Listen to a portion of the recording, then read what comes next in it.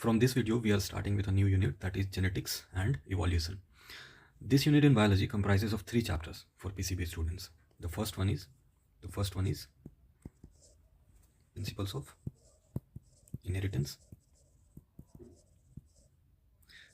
and variation. दूसरा chapter है, the second one is molecular basis of inheritance.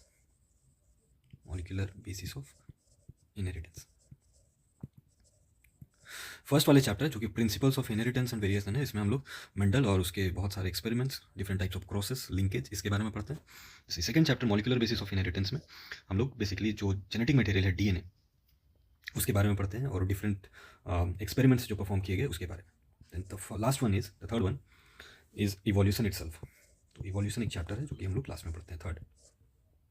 इसमें हम लोग डिफरेंट इवोल्यूशनरी थियरीज के बारे में पढ़ेंगे एंड फाइनली ह्यूमन इवोल्यूशन के बारे में पढ़ेंगे. तो इस यूनिट में बेसिकली 3 चैप्टर्स हैं, principles of inheritance and variation, molecular basis of inheritance and evolution.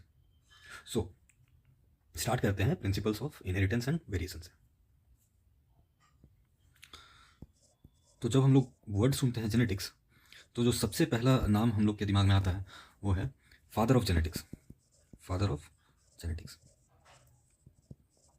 और फादर ऑफ जेनेटिक्स हम लोग ग्रेगर जोहान मेंडल को बोलते हैं.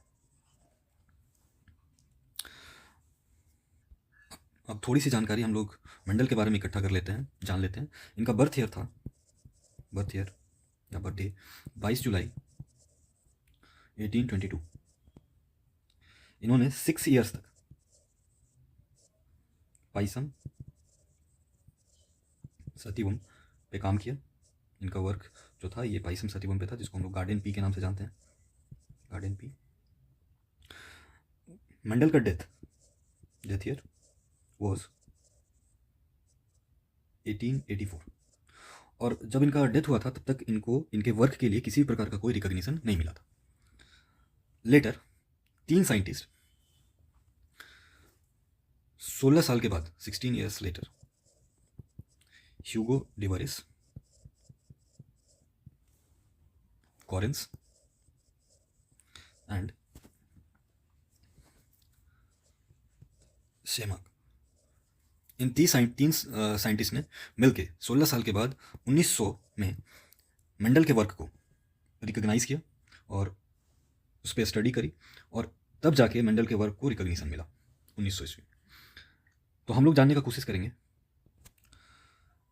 मेंडल के वर्क को का जो नॉन रिकॉग्निशन था, जो रिकॉग्निशन नहीं मिल पाया, उसके पीछे का जो सबसे बड़ा रीज़न था. बेसिकली 3 सबसे बड़ा रीज़न था, और ये 3 रीज़न के बारे में हम लोग जानेंगे एक एक करके. The first reason was his work was not published properly. The second reason was he was a mathematician. और बायोलॉजिस्ट लोग जितने थे वो एक किसी मैथमेटिशियन की बात को क्यों मानते. So basically biologist did not accept his findings. And the third reason was Mendel was talking about factors. जो आज के टाइम में बाद में हम लोग जीन वर्ड इस्तेमाल करते हैं, उसको पहले मेंडल फैक्टर्स वर्ड से उस जीन वर्ड के लिए मेंडल जो था वो फैक्टर्स वर्ड इस्तेमाल किया था. और बेसिकली फैक्टर्स जो थे वो डिस्क्रीट यूनिट थे, और उस वक्त तक डीएनए और उसके स्ट्रक्चर, इतने छोटे मॉलिक्यूल्स के बारे में ज़्यादा जानकारी नहीं था, और लोग इतने छोटे मॉलिक्यूल्स को के बारे में कि एक जनरेशन से दूसरी जनरेशन में कैसे पास होता है, इसको बिलीव करने के लिए रेडी नहीं थे. तो बेसिकली ये 3 रीज़न था जिसके कारण मेंडल के वर्क को रिकॉग्निशन नहीं मिल पाया था. अब हम लोग डिस्कस कर लेते हैं reasons for Mendel's success.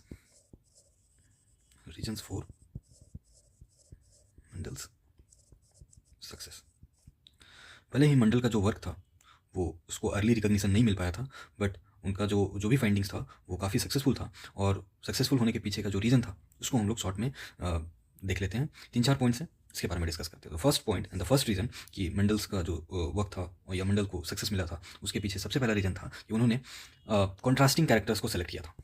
Selection of contrasting characters. और इनिशियली कॉन्ट्रास्टिंग कैरेक्टर्स का संख्या जो था, नंबर जो था वो बहुत ज़्यादा था, बट फाइनली वो कंक्लूड करते हैं, कंक्लूजन पे आते हैं और 7 कॉन्ट्रास्टिंग कैरेक्टर्स को वो चूज़ करते हैं। अब कॉन्ट्रास्टिंग कैरेक्टर्स को चूज़ करना उनके सक्सेस में सबसे बड़ा रोल था, प्ले कर रहा था। वो इसलिए क्योंकि जब वो जैसे वो हाइट ले रहे थे पी प्लांट का, तो पी प्लांट का हाइट या तो टॉल हो रहा था या तो ड्रॉप था। जो टॉल था वो सबके लिए टॉल था, जो ड्रॉप था वो सबके लिए ड्रॉप था। तो इस तरीके से selection of contrasting characters was the first reason for Mendel success. The second reason was large sample size. Large sample size. The third reason was he was a mathematician. हम लोग पहले भी डिस्कस किए हैं कि वो मैथमेटिशियन थे, उनके फाइंडिंग्स को बायोलॉजिस्ट लोग रिकॉग्नाइज नहीं कर रहे थे, एक्सेप्ट नहीं कर रहे थे, बट क्योंकि वो एक मैथमेटिशियन थे तो उनका डेटा एनालिसिस बहुत अच्छा था। तो third reason was data analysis. And the fourth reason was, and the most important one, it was just a coincidence और वॉट, मेंडल्स का जो फाइंडिंग्स था उसमें कहीं भी लिंकेज का जिक्र नहीं था। He did not use linkage, link genes. So basically no use of linkage, क्योंकि अगर लिंकेज का यूज होता, लिंक जीन्स का यूज होता, तो फिर उनका जो रेशियो आया था वो रेशियो में बहुत चेंजेस देखने को मिलते और शायद उनके वर्क को उतना सक्सेस नहीं मिल पाता। तो 4 मेन रीजन थे मेंडल का जो वर्क था जो सक्सेसफुल हुआ, उसके पीछे 4 मेन रीजन था। The first one is selection of contrasting characters, there was 7 contrasting characters he choose. Second one was large sample size, and third one was data analysis, and the last one was no use of linkage. अब हम लोग देखेंगे कि Mendel जो है वो garden pea यानी Pisum sativum को ही अपना एक्सपेरिमेंटल मटेरियल क्यों चूज करता है। तो reasons for selecting Pisum sativum as the experimental material.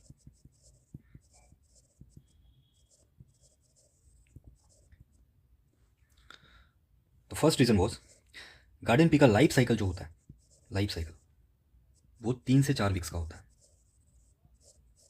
तो बहुत छोटा लाइफ साइकिल है। दूसरा, गार्डन पी में सेल्फ एंड क्रॉस दोनों तरह का फर्टिलाइजेशन पॉसिबल है। And the third reason was contrasting characters, जो कि 7 चूज किया गया था मेंडल के द्वारा। अब हम लोग कॉन्ट्रास्टिंग कैरेक्टर के बारे में थोड़ा सा जान लेते हैं कि कौन कौन सा कॉन्ट्रास्टिंग कैरेक्टर था और उस कॉन्ट्रास्टिंग कैरेक्टर में ट्रेड्स क्या क्या था, डोमिनेंट ट्रेड और रिसेसिव ट्रेड क्या क्या था। तो हम लोग ट्रेड समझते हैं। ट्रेड बेसिकली जैसे हाइट जो है, हाइट किसी इंसान का हाइट जो है ये एक कैरेक्टर है, बट इस कैरेक्टर का कॉन्ट्रास्टिंग ट्रेड क्या हो सकता है, हाइट टॉल हो सकता है या शॉर्ट हो सकता है। तो ये टॉलनेस यानी टॉल और शॉर्ट जो है ये ट्रेड कहलाएगा, ये ट्रेड कहलाएगा। जबकि हाइट जो है इसको हम लोग कैरेक्टर बोलेंगे। जैसे एक और एग्जांपल लेते हैं, आई कलर जो है, आई कलर ये एक कैरेक्टर है,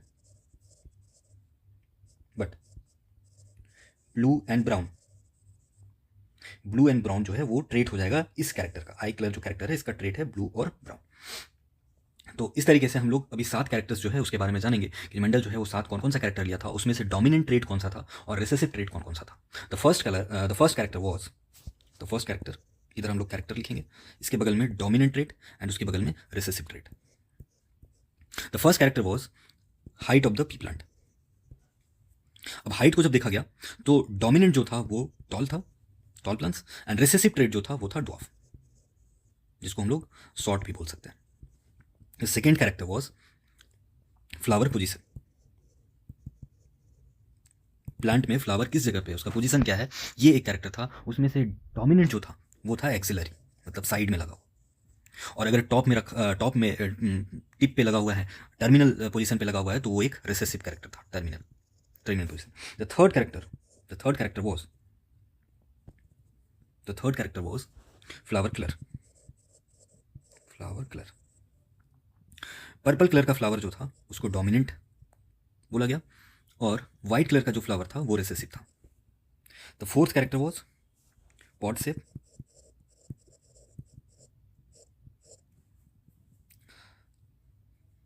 तो मटर का जो कवर होता है जिसके अंदर मटर पाया जाता है, मटर अरेंज होता है, वो पॉड कहलाता है। तो पॉड का जो शेप था उसमें डोमिनेंट जो था वो इन्फ्लेटेड, अगर फुला फुला रहेगा, इन्फ्लेटेड रहेगा तो वो डोमिनेंट होगा, और अगर कॉन्स्ट्रिक्टेड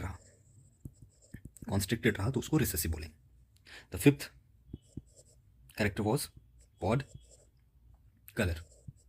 पॉड शेप के बाद पॉड कलर अगर ग्रीन है तो डोमिनेंट है, और अगर येलो है तो रिसेसिव है। The sixth and seven was about seed. तो six one was seed shape. तो सीड शेप एक राउंड होगा, राउंड डोमिनेंट होगा, और रिंकल्ड जो होगा वो रिसेसिव होगा। And the last one was seed colour. Yellow seed को डोमिनेंट माना गया और ग्रीन सीड को रिसेसिव माना गया। तो ये 7 कैरेक्टर था। एक बार फिर से इसको हम लोग देख लेते हैं। प्लांट का हाइट जो है उसमें टॉल जो है वो डोमिनेंट है, ड्वार्फ रिसेसिव है, फ्लावर का पोजीशन एक्सिलरी साइड में डोमिनेंट है, टर्मिनल रहा तो रिसेसिव है, फ्लावर का कलर पर्पल है तो डोमिनेंट है, वाइट है तो रिसेसिव है, पॉट शेप इन्फ्लेटेड है तो डोमिनेंट है, कॉन्स्ट्रिक्टेड है तो रिसेसिव है, पॉट का कलर अगर ग्रीन है तो डोमिनेंट है, येलो है तो रिसेसिव है, सीड शेप राउंड है, जो बीज होगा दाना जो होगा अगर राउंड है तो डोमिनेंट है, और रिंकल्ड को रिसेसिव माना गया। और फाइनली सीड का जो कलर था, बीज का जो कलर था, दाना का जो कलर था मटर का, अगर येलो है तो येलो को डोमिनेंट बोला गया और ग्रीन को रिसेसिव बोला गया। तो जो 7 कैरेक्टर्स मंडल चूज किया गार्डन पी में पाइसम सटीवम में, और उसके जो कॉन्ट्रास्टिंग ट्रेट्स थे उसको हम लोग एक बार डायग्राम से समझ लेते हैं। ये इमेज है जिसमें ऊपर के साइड में जो ट्रेट है ये सारा डोमिनेंट है, और ये जो नीचे बना हुआ है ये सारा रिसेसिव है। डोमिनेंट और रिसेसिव क्या है ये हम लोग आगे के लेक्चर में, आगे के वीडियोस में हम लोग देखेंगे जब हम लोग एलील्स के बारे में पढ़ेंगे।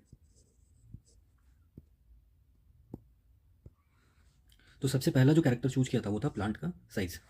तो प्लांट का साइज में टॉल जो था, टॉल प्लांट वो डोमिनेंट ट्रेट था, शॉर्ट जो है वो recessive, this is recessive and this is dominant. Flower का लोकेशन सेकंड, एक्सियल पोजीशन जो था साइड में इसको डोमिनेंट कहा गया, और टर्मिनल जो था वो रिसेसिव था, टर्मिनल मतलब टिप पे। फ्लावर का कलर तीसरा कैरेक्टर था जिसमें पर्पल जो था वो डोमिनेंट था, वाइट जो था वो रिसेसिव था। पॉड का कलर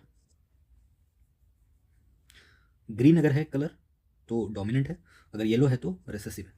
फिफ्थ, पॉड का शेप इन्फ्लेटेड है, फुला हुआ है पूरा तो डोमिनेंट है, अगर इस तरीके से रिंकल्ड है तो इसको हम लोग कॉन्स्ट्रिक्टेड बोलते हैं, ये रिसेसिव कहलाएगा।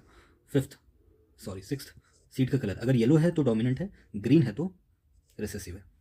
और फाइनली सीड का शेप अगर डोमिनेंट हम लोग देखें तो राउंड को बोलेंगे, और रिंकल्ड अगर रहा तो उसको रिसेसिव बोलेंगे। तो हम लोगों ने 3 रीजन्स देख लिया है बेसिकली कि पाइसम सटिवम यानी गार्डन पी को एक्सपेरिमेंटल मटेरियल के रूप में क्यों चूज किया गया। The fourth one and the fifth one is P के जो सीड्स होते हैं they do not show dormancy. अब डॉर्मेंसी क्या होता है? तो dormancy basically period of inactivity को बोलते हैं। तो ऑलवेज एक्टिव सीड्स हमेशा एक्टिव होते हैं, इनएक्टिव नहीं होते हैं, डॉर्मेंट स्टेज में नहीं जाते हैं, तो seeds do not show dormancy. The fifth one was number of seeds is more. P plants में सीड्स का संख्या भी ज़्यादा होता है। तो बेसिकली ये 5 रीजन थे जिसके कारण मेंडल ने एक्सपेरिमेंटल मटेरियल के रूप में पाइसम सटिवम पी को सेलेक्ट किया था।